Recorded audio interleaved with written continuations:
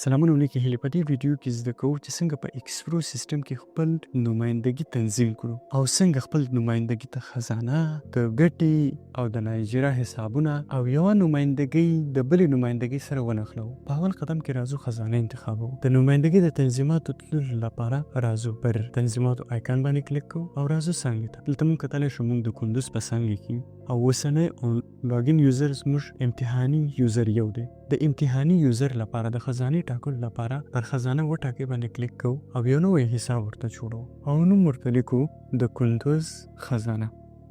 پر خوندي کلیکولو سره موږ ته د کندوز خزانه انتخاب شو. په دویم قدم کې د تبادلې او د لیږلو یا د حوالې د ګټې حسابونه انتخابو.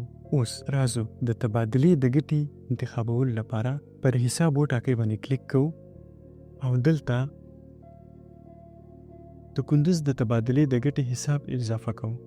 د دې نه وروسته د حوالې د ګټې لپاره د لیږلو د ګټې د حساب په ځای کې د حساب وټاکي انتخابو او دې نه وروسته د کندوز د حوالې د ګټې حساب جوړو. اوس د څانګې د نا اجرا یا نه تادیه معاملو لپاره یو حساب ټاکو. د کندوز نا اجرا جوړو او پر خوندي کولو باندې کلیک کوو. مونږ په دې قدمو سره وشو کولای د کندوز د نمایندګۍ لپاره څانګه وټاکو، د تبادلې حساب وټاکو، د ګټې حساب وټاکو او د نا اجرا حساب وټاکو چې د کندوز نا اجرا معاملې به په نا اجرا کې او د کندوز د حوالې ګټه به د حوالې د ګټې په حساب کې او د تبادلې ګټه به د تبادلې د ګټې په حساب کې په اتومات ډول سره ثبتېږي. په دریم قدم کې راځو. اوس دوه حسابه لکه کندوز او کابل یو د بل سره لینک کوو چې یو پر بل باندې په اتومات ډول حوالې وشویلې. اوس موږ د کابل نمایندګۍ ته راننوتلو. د کابل د نمایندګۍ تنظیماتو ته راځو او کابل څنګه ته هم د کابل خزانه ټاکو. د کابل د تبادلې د ګټې حساب ټاکو. د کابل د حوالې د ګټې حساب ټاکو. د کابل د نایجیریا د ګټې حساب ټاکو او د دې سره سره اوس موږ وشو کولای د کابل ټول حسابونه وټاکو. اوس په دریم قدم کې راځو. کندوز له کابل سره لینک کوو. لینک دې ته وایي چې کله کندوز پر کابل حواله ووایي په اتومات ډول په کابل کې هم ثبت شي او که کابل پر کندوز حواله ووایي اتومات ډول کندوز ته هم ثبت شي. د دې لینک د دې دواړو نمایندګیو د لینک کولو لپاره پر لینک ټاکلو باندې کلیک کوو او دلته ورته لیکو کندوز کابل. دا د کابل یو حساب دی د کندوز نمایندګۍ لپاره. یو لینک هلته تکمیلیږي چې کندوز او کابل دواړه هم د اکاونټونه ولري. اوس وخت کې صرف کابل د اکاونټ لري د لینک او کندوز یې نه لري. اوس موږ راځو د کندوز نمایندګۍ ته داخلیږو یا د کندوز نماینده ته وایو چې تاسو هم یو لینک اکاونټ جوړ کړئ.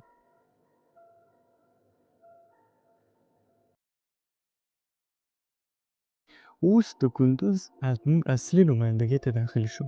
تنظیماتو ته راځو او په تنظیماتو کې د څانګې په بخش کې ګورو چې د کابل د طرفه لینک جوړ دی خو کندوز تر اوسه لینک نه دی جوړ کړی. پر لینک ټاکلو کلیک کوو، یو نوی لینک جوړو، ورته لیکو کابل کندوز. اوس دلته ګورو چې د کابل او کندوز په منځ کې هم یو لینک جوړ شو. د دې نه وروسته چې موږ د خزانې د ګټې د نایجیریا او لینکونه مو یو له بل سره ونښلول، موږ کولی شو یو لیږونکی حواله د کندوز له نمایندګیه دلته پر کابل باندې ووایو چې دلته موږ ته ښیي چې دا یو لینک حساب دی د کابل سره او د کندوز په څانګه کې دا حساب جوړ شوی دی. موږ غواړو 10,000 افغانۍ 200 افغانیو کمیشن سره چې دا کمیشن د کندوز له خزانې ته جمع کیږي او د دې سره سره د کندوز و ګټې ته هم جمع کیږي. ګټه حساب چې موږ انتخاب کړی دلته په خپله راغلی. اوس هدف ټاکو او سرچینه یې ټاکو او لیږونکی ټاکو.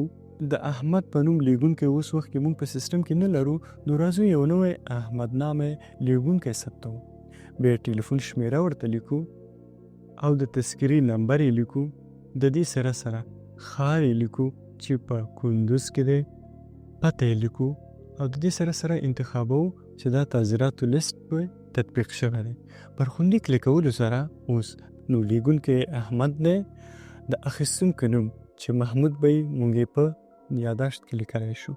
د هغه نه وروسته انتخابوو چې د تعزیراتو په لیست په تطبیق شوی دی او پر خوندیک لیکولو سره دا معامله ثبت کیږي. اوس د قندوز نمایندګۍ ته دا حواله راغله او د کابل پر نمایندګۍ باندې دا حواله وویل شو. د دې لپاره چې موږ وګورو چې آیا دا په کابل کې دا معامله ثبت شوې که نه. د کابل نمایندګۍ ته چې کله راشو دلته کتلی شو د کابل په نااجرا کې موږ 10,000 افغانۍ لرو چې د کندوز کابل د طرفه راغلی وي. کابل د اجرا کولو لپاره درک خزانه کوي او همدا معامله اجرا کولی شي. مننه له وخت نه. د ایگزیکټ پرو په باره کې د لا ډېرو معلوماتو لپاره exactpro.org.com ته راشئ.